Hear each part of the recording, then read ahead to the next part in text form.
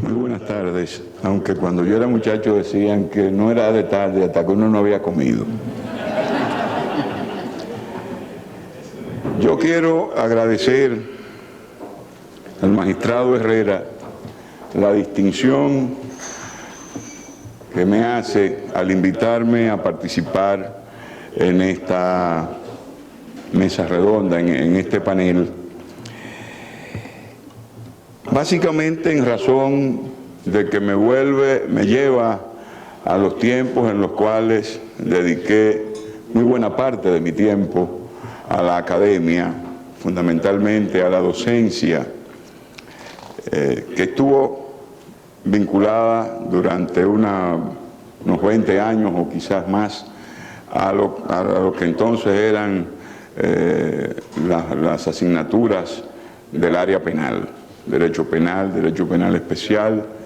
y en la última etapa, en la Universidad Iberoamericana, derecho procesal penal. Pero además le agradezco esta invitación por haberme dado la oportunidad de escuchar esas dos magníficas presentaciones que me precedieron y que me validan en el pensamiento que he expresado en algunas ocasiones respecto de la calidad de los nuevos profesionales del derecho de la República Dominicana y fundamentalmente también dentro de esos profesionales, los jueces del actual sistema. Haber tenido la oportunidad de escucharlos, de compartir, de ver lo acucioso que resultan sus planteamientos y que revelan una formación envidiable, ha sido para mí una magnífica y grata experiencia. Como ya se ha dicho, me corresponde hacer un comentario, y más que un comentario, la relación de qué trae el nuevo Código Penal en su libro tercero, que está dedicado a las infracciones contra los bienes y la propiedad. Es la denominación que el legislador actual ha dado a este libro, en lo que antes de manera más genérica se hablaba de infracciones contra la propiedad. Y yo pienso, y adelanto este juicio, que uno de las partes mejor trabajadas de este Código Penal es este libro tercero, porque realmente hay innovaciones importantes, modificaciones igualmente importantes en áreas que estaban dejadas mucho a la decisión de los jueces sin que hubieran precisiones concretas en la norma, precisiones concretas en la ley. Empiezo por llamar la atención sobre ustedes en que este libro tercero, que como dije se está denominado Infracciones contra los bienes y la propiedad, se divide en dos títulos, uno dedicado a las apropiaciones fraudulentas y el otro dedicado a las infracciones contra los bienes. En el caso de las apropiaciones fraudulentas, la infracción básica de este apartado es justamente el robo. Y se contempla dos modalidades de robo, lo mismo que ocurría en el código, o que ocurre en el Código Penal vigente, aunque como veremos en su momento, con modalidades diferentes, sobre todo en lo que son los tipos que permiten la agravación de esta infracción. Entonces hay y al igual, repito, que en el Código Penal vigente, una noción de robo simple y una noción de robo agravado. Pero se le agrega entonces, y aquí es una de las partes también más innovadoras de este texto, los negocios fraudulentos y el cuatrerismo. Veamos entonces, sí, rápidamente lo que tiene que ver con el robo. Y empieza por darnos una noción genérica de robo a propósito de la incriminación del robo simple, que es la de sustracción por cualquier medio y de modo fraudulento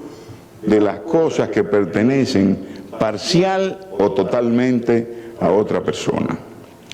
¿Dónde hay novedad en esta fórmula? Primero, cuando habla de la sustracción por cualquier medio. No estaba previsto con esas consideraciones o con esa amplitud, o no está previsto en el Código Penal vigente, y ya de por sí hay aquí un avance en cuanto a la posibilidad de perseguir actuaciones, de perseguir conductas sin que se tenga en cuenta o sin que encontrar las limitaciones de un medio determinado. Y lo otro que vale la pena resaltar es que la cosa debe pertenecer a otra persona, pero puede ser una propiedad parcial o una propiedad total de la cosa, con lo cual también se amplía el universo de aplicación de esta fórmula del robo simple. Ahora, donde sí vamos a encontrar innovaciones importantes o en todo caso precisiones muy importantes a los fines de la persecución y de la sanción del robo es en el caso del robo agravado. Y aunque el código recoge, el nuevo código recoge una serie de situaciones que están contempladas, no muy orgánicamente estructuradas, es decir, no muy bien organizadas en el texto actual, hay la repetición de algunas modalidades de agravación, pero hay varias novedosas fórmulas de agravación, al extremo de que el código establece dos grandes bloques de robo agravado. En un primer lugar hay un bloque de circunstancias de agravación que están sancionadas con menor rigor que en el próximo bloque. Estas causales nuevas, solo voy a referirme a las causales nuevas, las que han sido ya repetidas por este texto, para ahorrarnos tiempo, no las voy a mencionar. ¿Cuáles son estas circunstancias de agravación para el robo? En primer lugar, la utilización de vehículos de motor o cualquier otro medio de transporte de motor destinado o no al transporte de pasajeros. Es decir, que el robo se cometa aprovechando o facilitándolo con la participación, la utilización de vehículos de motor, constituye entonces una circunstancia de agravación. Que el robo se cometa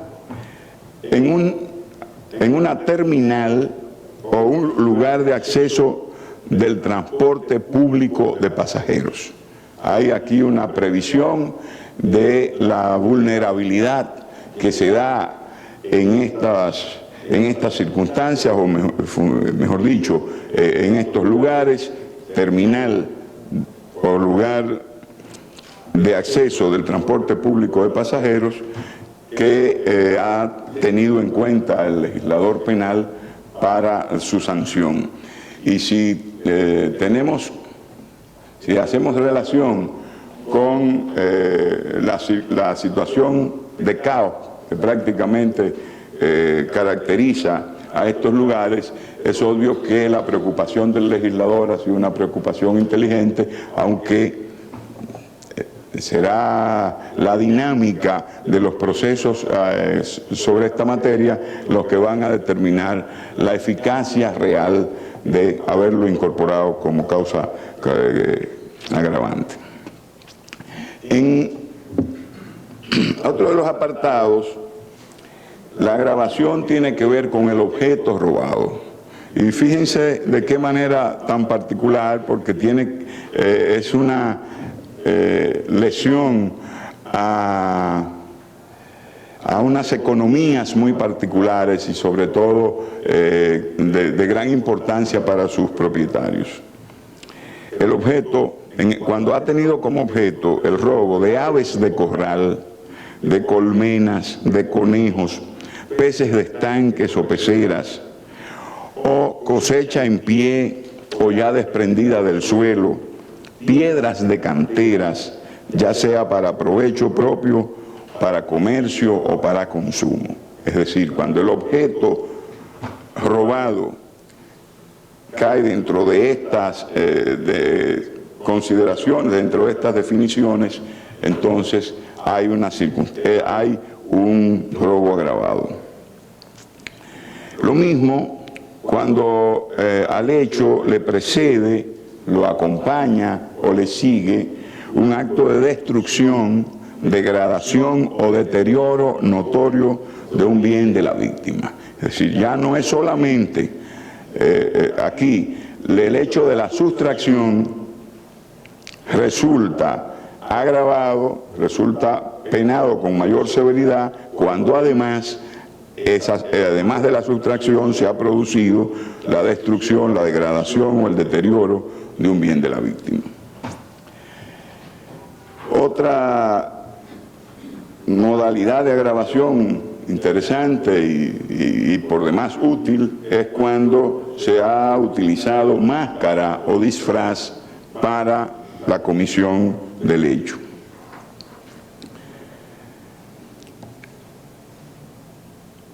Igualmente, cuando el lugar del hecho está destinado al depósito o retiro de valores o mercancías. En estos casos, repito, son las novedades que a los fines del robo agravado en uno de los bloques que ha organizado el Código conlleva, y que para que ustedes vean el tratamiento disímil en la gravedad, para estos casos hay una sanción de prisión mayor de 4 a 10 años y de multa de 7 a 9 salarios mínimos del sector público. Un segundo bloque de agravación plantea, primero, que el hecho preceda, acompañe o le sigan torturas o tratos crueles, inhumanos o degradantes. Que el hecho haya sido cometido por varias personas, ya sean autores o cómplices, aunque no formen una asociación de malhechores. Cuando la víctima es particularmente vulnerable por razones de edad, de sexo, de enfermedad, de incapacidad, deficiencia física o psíquica, estado de embarazo, ya sea que esa situación sea conocida o aparente o simplemente conocida por el autor. Cuando del hecho ha resultado más de una víctima, cuando el autor se ha prevalido teniendo la condición real o no teniéndola, es decir, en forma indebida, la calidad de miembro de la policía o de las Fuerzas Armadas, los organismos de seguridad del Estado o de otra autoridad pública, con o sin uniformes, insignias o identificación falsos o legítimos. Cuando ha habido el aprovechamiento de un estado de excepción. Ustedes saben que la Constitución del 2010 estableció una gradación de los estados de excepción que suponen entonces la limitación de algunos derechos de conformidad con cual que sea el estado de excepción que se adopte, y en este caso, cuando el robo se ha realizado aprovechando una situación de excepción, entonces resulta agravado. Cuando afecta bienes y objetos del patrimonio cultural e histórico, es decir, ya hay aquí un nuevo elemento a ser protegido por la vía de la sanción penal.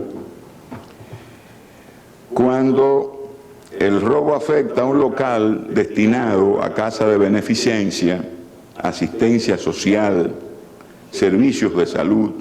centros de acogida para niños, niñas y adolescentes, centros educativos o lugares destinados al culto religioso. Y finalmente, cuando el robo ha sido precedido, acompañado o seguido de la muerte de la víctima. En todos estos casos, que repito, son circunstancias agravantes relativamente nuevas, la sanción es de 10 a 20 años de prisión mayor, multa de 10 a 20 salarios mínimos del sector público. Y finalmente, dentro de ese mismo contexto, aunque por un artículo diferente, mejor dicho, una línea diferente del texto, cuando a consecuencia de practicar el robo ha resultado la muerte de la víctima, entonces la sanción es de 20 a 30 años de prisión mayor. Como se puede ver, aquí hay una tasación, por decirlo de alguna manera, de las causas de agravamiento de la responsabilidad penal que acompañan al robo y que evidentemente recoge lo que han sido transformaciones importantes que ha venido dándose en nuestra sociedad. El crecimiento de cierto tipo de economía, la necesidad de proteger no solo lo que originalmente parecía que era el objeto de la infracción, sino las circunstancias que se tienen, en las que se realiza la comisión del hecho, en tanto que ellas hayan agregado mayor lesividad al acto o haya agregado mayor peligrosidad.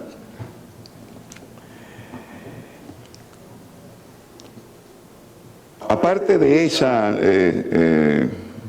dos nociones de robo, ya les dije que habían dos nociones por lo menos que resultan importantes, novedosas, tenidas en cuenta para este capítulo del Código Penal. Y me refiero a lo que se llama el Código, en el título correspondiente al libro, señala como negocios fraudulentos, y que le da a uno la impresión de que esos negocios fraudulentos, de que hay más de un negocio fraudulento tipificado. Extrañamente, solo hay un delito específicamente tipificado que corresponde a este segmento, pero que tiene a su vez un nombre propio, y es el caso del comercio de objetos robados. El comercio de objetos robados es el único negocio fraudulento, a pesar de que el título dice negocios fraudulentos, y consiste en la compra, la venta, la permuta, el empeño o el tráfico de cualquier modo, y a sabiendas de objetos usados, sustraídos a otra persona o de origen ilícito. La otra modalidad de robo que ha merecido una atención especial del legislador y que ha llevado a la integración de un tipo también específico, es lo que en el propio código denomina el cuatrerismo y que define como la sustracción de ganado cuadrúpedo para provecho propio o para comercio. El robo de animales de este género, ya sea para hacer uso de él o aprovecharse de él o para comerciar con él.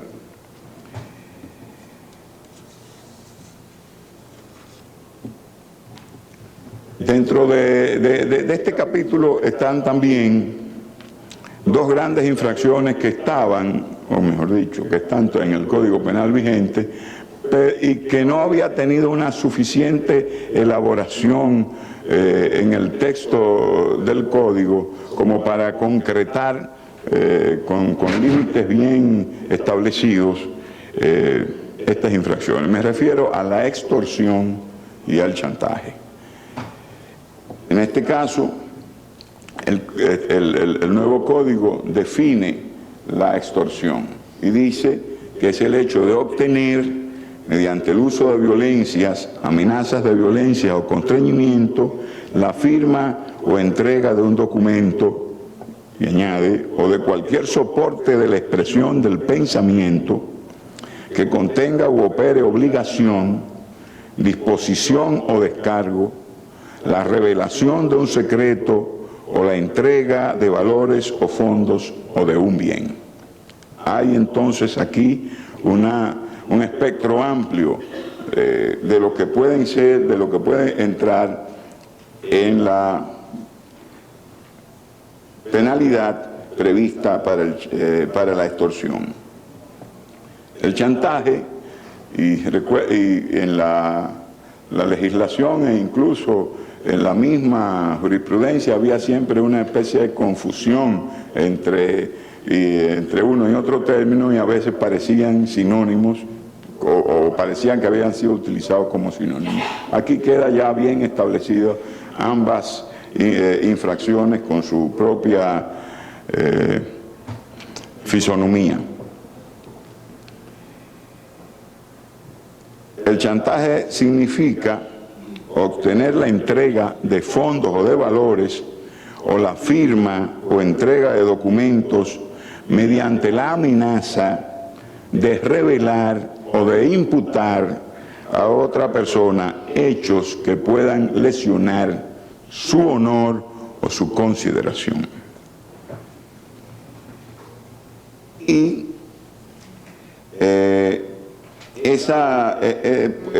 la sanción que corresponde, que es de 1 a 2 años de prisión menor, puede resultar agravada cuando obtener la entrega de los bienes en las circunstancias que hemos señalado va acompañado de una lesión que cause una incapacidad para el trabajo a la víctima, y también con una agravación mucho más fuerte cuando está acompañado la infracción por la muerte de la víctima. Hay también un aspecto en este contexto que llama la atención y que vincula con algo que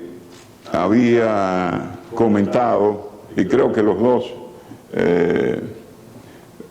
panelistas que me antecedieron hicieron consideraciones al respecto, que tiene que ver con el establecimiento de la responsabilidad penal de las personas jurídicas. Parece que para asegurar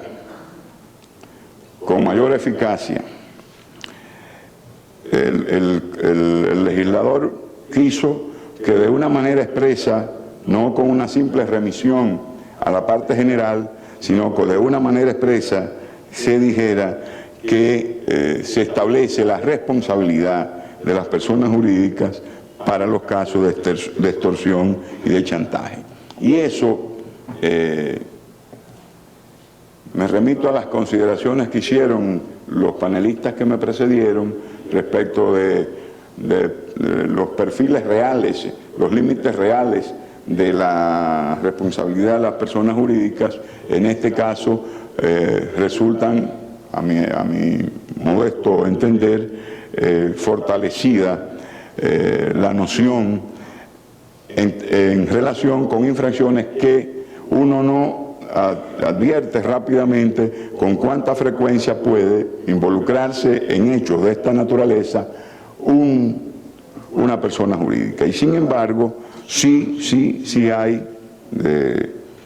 muchas posibilidades, y eso es lo que ha tenido en cuenta el legislador para puntualizar, para precisar en estos casos la posibilidad de la responsabilidad penal de las personas jurídicas, en adición a lo que en la parte general del Código ya se ha establecido. Dentro de este libro tercero también se comprende la noción de estafa y una serie de infracciones que se consideran afines a la estafa, es decir, que son modalidades más o menos bien identificadas, y por eso y consecuentemente tipificadas en el Código, que participan de algunos de los elementos de la estafa, pero no de todos los elementos que están comprendidos en la noción principal. La noción principal de estafa es el hecho de usar un falso nombre o calidad, o abusar de una calidad verdadera, o emplear maniobras fraudulentas para engañar a otra persona, que puede ser física o que puede ser persona jurídica, o convencerla en su persona o en el de algún tercero para que entregue valores, fondos o un bien, o brinde algún servicio o consienta un acto que opere obligación o descargo. Ahí debo destacar con respecto a la modalidad anterior establecida en el Código Penal vigente de la estafa, que aunque se acentúa que no es solo usar un falso nombre, sino también un falso nombre o calidad, o abusar de una calidad verdadera, es decir, alegar una calidad que realmente se tiene, pero que no opera en su alcance como para justificar que se requiera la entrega de valores, de fondos o de bienes. Y lo mismo, destacar de esta noción la parte final del texto, que habla de que se requiera la entrega de valores, fondos, un bien, o se brinde algún servicio o se consienta un acto que opere obligación o descargo. Fundamentalmente aquí lo novedoso tiene que ver con el caso de que las acciones de estafa estén dirigidas